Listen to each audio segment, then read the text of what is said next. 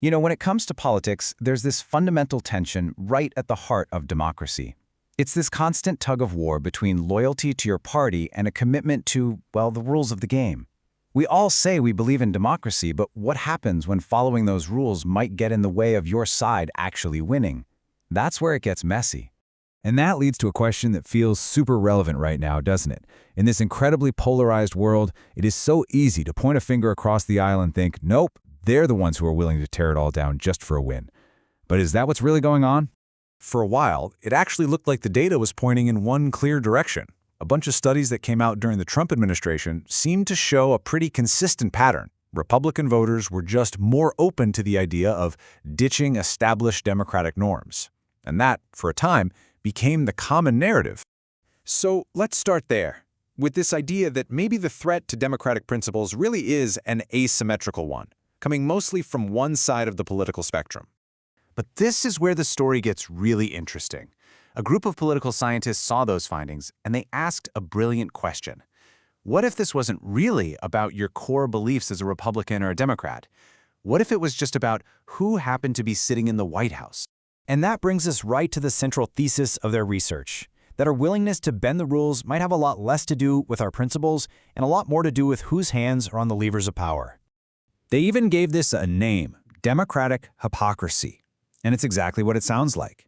It's the tendency for us to be way more forgiving when our own party's president breaks the rules. So the key here isn't that people are anti-democracy. It's that they can be, well, selectively pro-democracy. Now, to test a theory like that, you can't just look at one moment in time, right? You need the long view. And that's exactly what they did. They dug into survey data that stretched all the way from 2006 to 2021. That covers 4 different presidencies: Bush, Obama, Trump, and Biden. So let's follow the data. By looking at this huge stretch of time, we can finally see if this democratic hypocrisy pattern actually holds up, or if it was just a blip on the radar. The researchers grabbed data from this massive, long-running survey called the America's Barometer, which for years has been asking people some very pointed questions about presidential power. And this was one of them. Just stop and think about that question for a second. Is it ever okay for a president to just shut down Congress? We're not talking about a minor disagreement here. This is a direct challenge to the entire system of checks and balances. And wow, this chart just lays it all out there. Let's walk through it. The gray areas, that's when the Republican was president. The white areas, a Democrat. The R line tracks Republican support. D line tracks Democrat support. See how the Republican line just shoots up when a Republican is in power, and the Democrat line does the exact same thing when a Democrat is in charge? They literally cross over every time the White House changes hands. It's an almost perfect mirror image. And it turns out this wasn't some weird fluke. To make sure, the researchers ran their own surveys, one in 2020 under Trump, and then again in 2021 under Biden, asking about 16 different potential violations of democratic norms. So let's look at a concrete example, a president just governing by executive order. Look at these numbers. In 2020, with Trump in office, about 65% of Republicans were cool with it.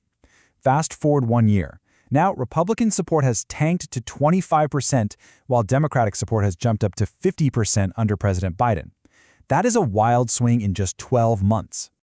And again, it wasn't just about executive orders. It was the same story for a whole range of things, from banning protests and purging voter rolls to changing the size of the Supreme Court.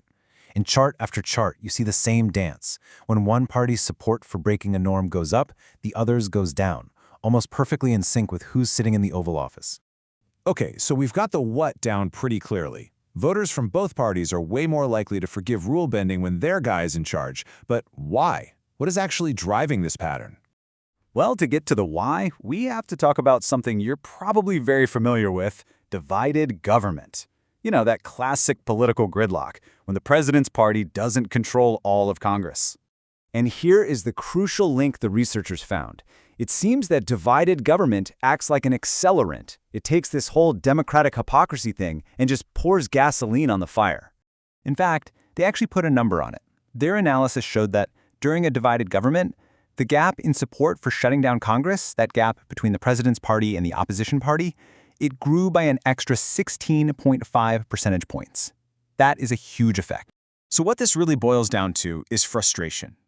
When you feel like the other side is just obstructing everything your president is trying to accomplish, you become a lot more willing to say, you know what, fine.